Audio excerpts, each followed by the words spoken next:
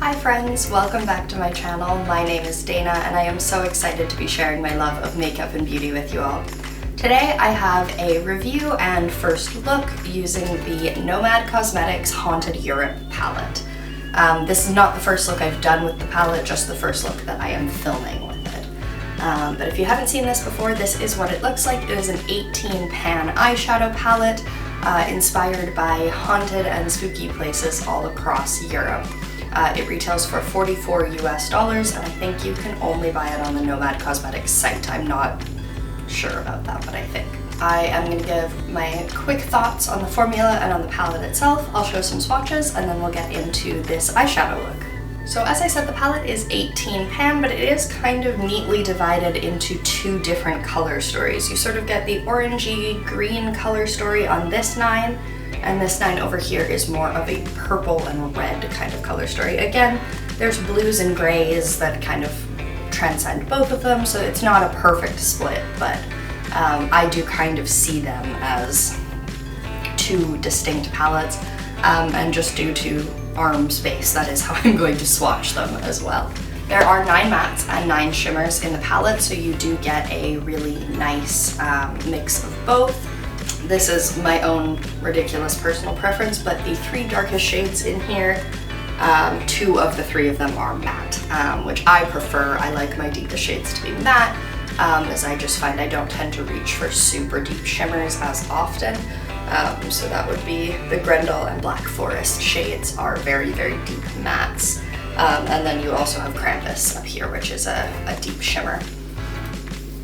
I think the shade names are fantastic, obviously because they are places or people or myths or stories from across Europe. There are many different languages represented in the palette, which unfortunately means I cannot pronounce all of these shade names as probably someone who spoke that language would. There are some that I recognize, some that are fairly easy, and then there are others that I don't recognize and are a little bit harder, but it's fine. I have used this palette quite a bit, so it may be hard to see, but there are imprints on the shadows. You'll see trees, tombstones, coffins and sarcophagi, castles, spiderwebs, and bats, I believe, are the... yeah. And then there's also this shade here has the Nomad Cosmetics logo pressed into it instead. The shadows are relatively soft, so as you use them, those impressions are going to disappear, but I mean, that's the whole point of having makeup, is to use it. I do also love, I have no idea if this will pick up properly on camera or not, because sometimes they don't, but it is one of those shifting pictures on the front. It transitions from a portrait of a lady looking rather regal to a person with their head covered in a red cloth and holding a skull, and there's also blood on the walls and a heart, like a human heart that's sitting on the ground that you don't see when the portrait of the lady is there, so it's pretty cool packaging. I like it a lot. The formula of these shadows is really, really nice. They are easily buildable, so they're not too bold when you first apply them, and you can kind of build them up to your desired intensity, which for beginners can be really, really handy because sometimes those dark shades get a little intimidating and messy if you're new to makeup and you don't know how to have a light hand yet. The shimmers are really sparkly and flaky. They apply really well with the finger, but you can also use a brush. You just have to be a little more gentle, and a patting motion tends to work better. I've used this palette to do a wide variety of looks so far, from fairly deep kind of smoky looks of purples and greens into sort of today's look, which is a little bit lighter and softer, a bit more typical fall rather than like nighttime or spooky Halloween kind of colors. But overall, I just absolutely love it, and I do definitely think I'm gonna get a lot of use out of it this fall. So without further ado, I am going to scooch over a little bit and I'll show you some swatches. So while I'm swatching, I am going to do the left 9. If you're looking at the palette on the table, I'm going to do the left 9 first and then the right 9, just because in my mind I think that makes more sense, and I have limited space while swatching, so we'll give it a try that way. The first color I have here is this one in the top corner. That is Mary King's Clothes. It is a matte and it has the coffins pressed into it. I love this shade for transition. It's just that really gorgeous kind of yellowy brown kind of color. I think it's just a really nice matte. It's like a staple to have in a palette. This is Houska or Houska Castle. It is this really sort of sparkly, dimensional yellow gold. There is another gold in here that's a little bit more kind of rustic, maybe even a little more coppery, so this one's more of like that true yellow gold, and I just think that's beautiful. Here we have Highgate Cemetery. This is another shimmer, and this one is very light. You can definitely layer it over the mattes for a more intense look, or you can leave it light. It also works really well as an inner corner because it does have that beautiful sort of green shift. I'm hoping that's picking up properly on camera. Next we are jumping down a row to this one here. This is Boogeyman. And Boogeyman is another one of the golds, but this one is, as you can see, hopefully a little bit more kind of coppery, not quite as yellow. And it's a little more deep and rustic, I think. But it's a really, really nice shade as well. Next we have Frankenstein, which is a sort of burnt orange kind of color. I love that one as well. I think that's just gorgeous. It's a matte and it's super soft. It blends really well. I love this shade. Next is another matte. This is one of the deepest ones in the palette. This is Grendel or Grendel. I don't actually know how that is pronounced. Sorry. It is this beautiful matte kind of evergreen shade. It's this really beautiful bold green. I'm obsessed with that shade. I've used that a bunch. I think it's just beautiful. And it goes so well with the browns. And in our last row down here, we have the Catacombs. Catacombs are underground burial chambers. You find them in many, many European cities, but I believe they originated in Italy. But feel free to correct me if I'm wrong. I don't actually know that. But it is this sort of metallic, it's almost like a gunmetal shade, but then it's got rainbowy sparkles in it. It's super pretty. It's really, really nice. This next one here is Dragstrom Castle. Again, I'm sorry if I'm not pronouncing that right. I don't know which country this castle is from, so I don't even know what language that's in. But it's this really gorgeous kind of matte neutral brown. This one I find, I'm applying it with my fingers for this swatch and I find it's a little patchy that way, but it doesn't do that when you apply it with a brush. And the last one of this 9 is Mary Cemetery. It is a metallic kind of olivey green. And I think that shade is just stunning. It's such a pretty shade. I really, really enjoy the sparkle in this one, and it goes so well with really any of them, but I especially love to pair it with that green Grendel up there. So that is the left-hand side of the palette, the first 9. One thing I will say while I'm switching between the two is that some of the shades seem to leave a little bit of a stain when you're swatching, but I don't notice they do that on the eyes, like while I'm wearing them. So I'm not sure why that would be. Maybe it's just because I'm applying so much of it, or I'm applying it with my fingers, but I find it actually tends to stain the skin on my eyes. Now we will switch to the second 9. Here we have the first one. I believe it is pronounced Hoya Baciu Forest. That sounds so wrong that I can't even possibly imagine that could be right, but that's how it's written, so I am taking a guess. It is this really beautiful kind of champagne metallic. Again, a really nice kind of staple color to have in a palette. It works really well for inner corners, which is where I've used it today, but you can use it just all over the lid, and it's really, really pretty. Next I have Ghost River, which is a sort of gray, pink, mauve kind of color.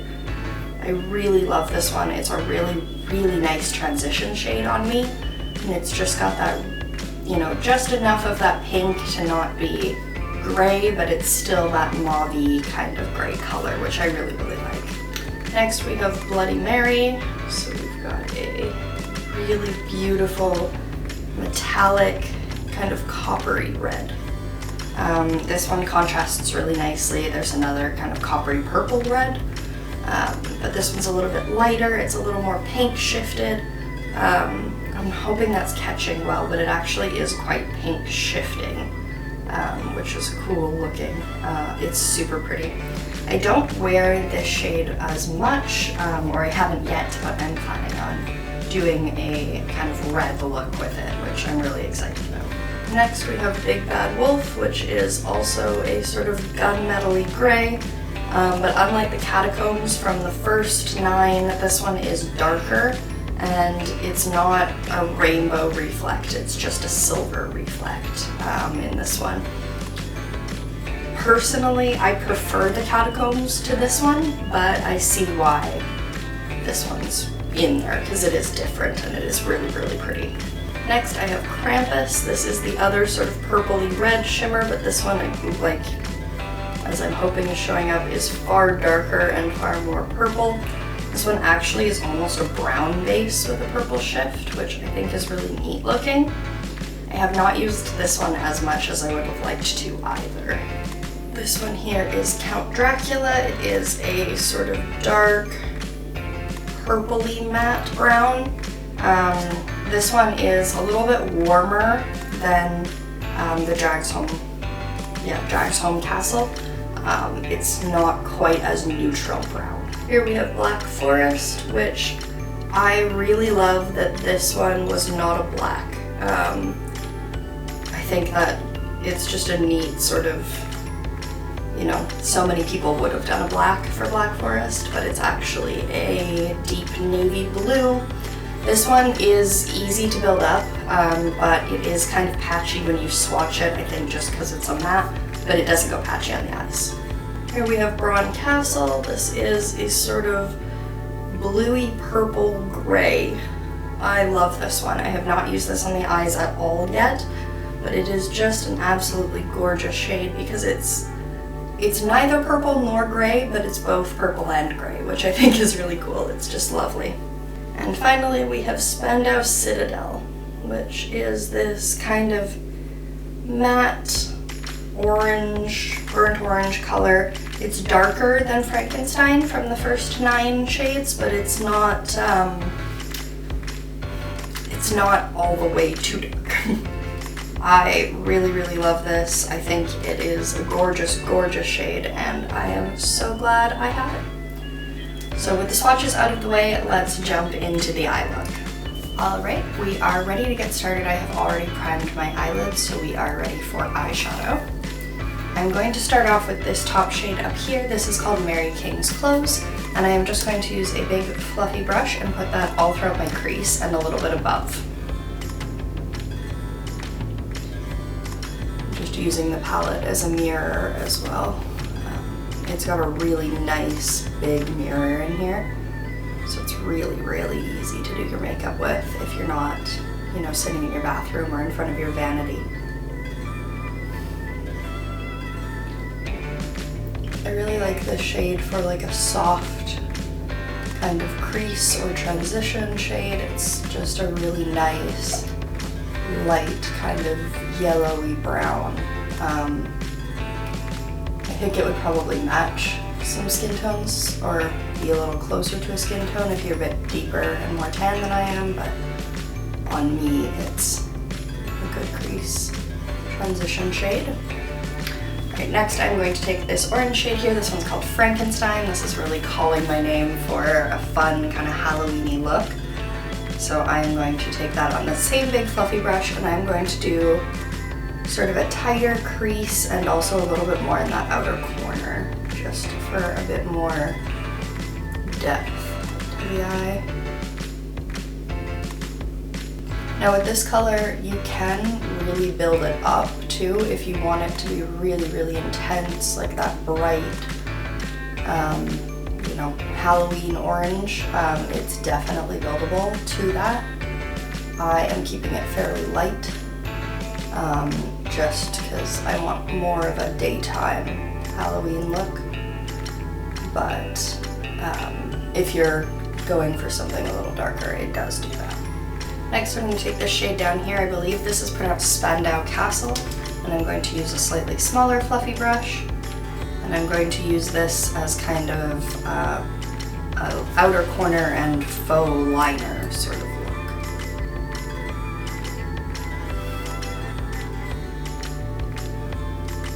And again, this shade builds up really, really easily if you want it to. So if you're going for more of a deeper kind of nighttime look, it's really easy to achieve that. You just need to kind of layer it a little bit. I'm just going to go back into that first shade, the Mary King's Clothes, and I'm just going to kind of soften that edge on both sides there.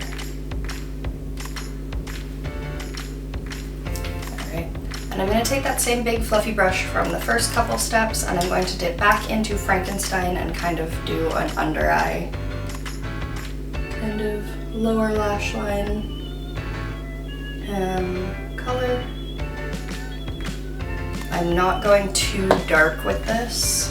I want it to be kind of softer and more blown out.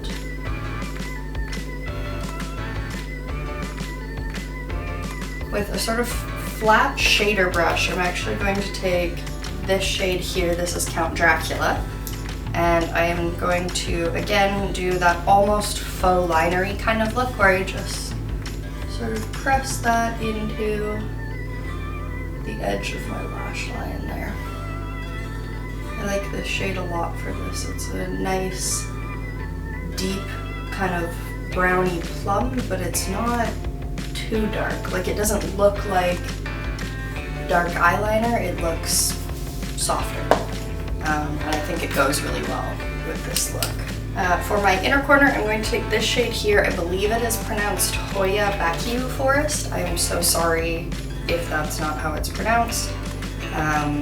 Because this is an all over Europe palette, it has place names in languages that I certainly do not speak. So not all of them are in English, and therefore not all of them are easy to pronounce if you don't know where they're from. And then I kept this look very warm, so I think I'm going to stick with a warm shade for the lid. I think I'm going to go with this sort of gold yellow up top called Houska Castle, or Houska Castle. Again, sorry if that is not how that word is actually pronounced. That is my bad. I'm not intentionally trying to mispronounce things, I promise.